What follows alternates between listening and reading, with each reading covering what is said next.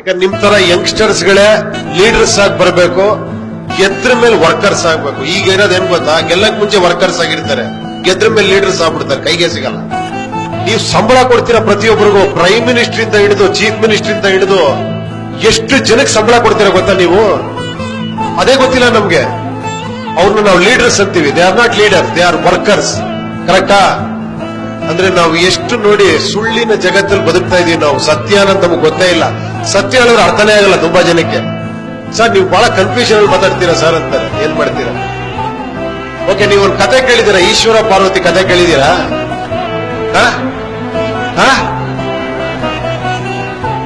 ಒಂದು ಚಿಕ್ಕ ಕತೆ ಹೇಳ್ತೀನಿ, ಅದು ಲೈಫ್ಗೂ ಕೂಡ ಬಹಳ ಮುಖ್ಯ. ಈಶ್ವರ ಪಾರ್ವತಿ ಆಕಾಶದಲ್ಲಿ ಹೋಗ್ತಾ ಇದ್ರಂತೆ. ಕೆಳಗಡೆ ಒಂದು ಫ್ಯಾಮಿಲಿ, ಗಂಡ ಹೆಂಡತಿ ಇಬ್ರು ಮಕ್ಕಳು, ಸ್ಲಮ್ಮು, ಗಲೀಜ್ ಅಟ್ಮಾಸ್ಫಿಯರ್, ಏನು ಕಿತ್ತಾಡ್ತಾ ಇದ್ರಂತೆ ಎಮೋಷನಲಿ. ಗಂಡ ಹೆಂಡತಿಗೆ ಬೈತೀನಿ, ಹೊಡೆದಾಕ್ಬಿಡ್ತೀನಿ, ಕತ್ರಸ್ ಹಾಕ್ಬಿಡ್ತೀನಿ ಅಂತ. ಹೆಂಡತಿಲೇ ನೀನ್ ನನ್ನ ಮಗನೇ ನಿನ್ ಓಡಿಸ್ಬಿಡ್ತೀನಿ ನನ್ನ ಮನೆ ಬಿಟ್ಟು ಅಂತ. ಈ ತರ ಫುಲ್ ಗಲಾಟೆ, ಮಕ್ಕಳು ಅಳ್ತಾ ಇದ್ದಾರೆ. ಪಾರ್ವತಿ ಕೇಳದ್ಲಂತೆ, ಏನ್ ಶಿವ ನೀನ್ ಜಗದೋದ್ಧಾರಕ, ನೀನು ದೇವ್ರು, ನೀನು ಹೋಗ್ಬಿಟ್ಟು ಅವ್ರಿಗೇನಾರ ಒಂದ್ ವರ ಕೊಟ್ರೆ ಒಳ್ಳೇದಾಗತ್ತಲ್ವಾ ಅಂತ. ಈಶ್ವರ ಹೇಳದಂತೆ, ಬೇಡ ಒಳ್ಳೇದಾಗಲ್ಲ, ಸುಮ್ನೆ ಬಾ ಹೋಗೋಣ ಮುಂದೆ. ಪಾರ್ವತಿ ಬಿಡ್ಲಿಲ್ಲಂತೆ, ನೀನೇನಾರ ಮಾಡ್ಲೇಬೇಕು ಇವ್ರಿಗೆ ಅಂತ. ಓಕೆನಾ? ಬರೀ ಕೆಳಗಡೆ ಬಂದ್ರಂತೆ. ಈಶ್ವರ ಹೋಗ್ಬಿಟ್ಟು ಒಂದ್ ವೇಷ ಮರೆಸ್ಕೊಂಡು ಹೋಗ್ಬಿಟ್ಟು ಆ ಗಲಾಟೆ ಮಾಡ್ತಿರಲ್ಲ ಗಂಡ ಹೆಂಡತಿ, ತಡೆದ್ಬಿಟ್ಟು ಗಂಡರ್ ಕೇಳದಂತೆ, ನಿನ್ಗೇನಾರ ಒಂದ್ ವರ ಕೇಳ, ಯಾಕೆ ಕೊಡ್ತೀನಿ ಅಂತ. ಅವ್ನ ಆವೇಶದಲ್ಲಿ ಇದ್ದಲ್ಲ, ಕೋಪದಲ್ಲಿ, ವರ ಕೊಡ್ತೀಯಾ, ಆಗತ್ತಾ, ಈ ನನ್ನ ಹೆಂಡತಿ ಹಂದಿ ಆಗೋಗ್ಬಿಡ್ಲಿ ಅಂತ. ಅವ್ನ ಹೆಂಡತಿ ಹಂದಿ ಆಗೋಗ್ಬಿಟ್ಲಂತ. ಹಂದಿ ಹತ್ರ ಹೋಗಿ ಕೇಳದಂತ, ಮತ್ತೆ ನಿನಗೇನಾರ ಒಂದ್ ವರ ಕೇಳಮ್ಮ, ಕೊಡ್ತೀನಿ, ಒಳ್ಳೇದಾಗತ್ತೆ ಅಂತ.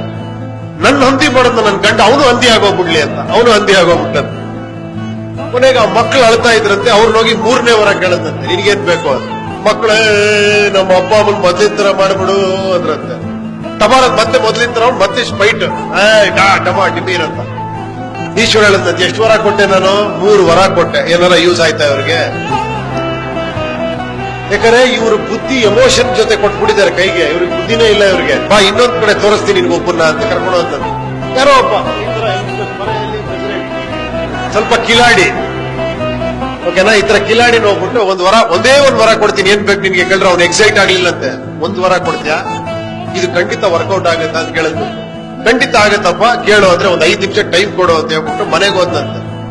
ಮನೇಲಿ ಹೆಂಡತಿ, ಅಪ್ಪ ಅಮ್ಮ, ಓಕೆನಾ, ಎಲ್ಲಾರನ್ನೂ ಕೇಳಿದ ನಿಮ್ಗೇನ್ ಬೇಕು ಅಂತ. ಹೆಂಡತಿಗೆ ಮಕ್ಕಳಾಗಿಲ್ಲ. ಹೆಂಡತಿ ಕೇಳಿದ, ನನ್ಗೊಂದ್ ಮಗು ಕೇಳ್ಕೊಡ್ರಿ, ನನಗೆ ಮಗು ಆದ್ರೆ ತುಂಬಾ ಸಂತೋಷ ನನಗೆ. ಅಪ್ಪ ಅಮ್ಮ ಕಣ್ಣಿಲ್ಲಂತೆ. ಅಪ್ಪ ಅಮ್ಮ ಕೇಳಾರ, ನಮ್ ಕುರುಡು ಕಣ್ಣು, ನಾವು ಕೊನೆ ಸಾಯೋ ಟೈಮಲ್ಲೂ ಜಗತ್ ನೋಡಿ ಸಾಯ್ತೀವಪ್ಪ, ನಮ್ಗೆ ಕಣ್ ಬರ್ಸತ್ರ ಕೇಳಪ್ಪ ಅಂತ. ಇವನಿಗೆ ದುಡ್ಡು ಬೇಕಾಗಿದೆ, ಬಡತನ, ಓಕೆನಾ. ವಾಪಸ್ ಯೋಚನೆ ಮಾಡ್ಕೊಂಡ್ ಬಂದಂತ ಈಶ್ವರನ ಹತ್ರ ಏನ್ ಕೇಳಂತೆ ಗೊತ್ತಾ ವರ? ನಮ್ಮ ಅಪ್ಪ ಅಮ್ಮ ನನ್ನ ಮಗುನ ಚಿನ್ನದ ತೊಟ್ಲಲ್ಲಿ ನೋಡತ್ರ ಆಶೀರ್ವಾದ ಮಾಡಪ್ಪ ಅಂತ. ಅರ್ಥ ಆಯ್ತಾ?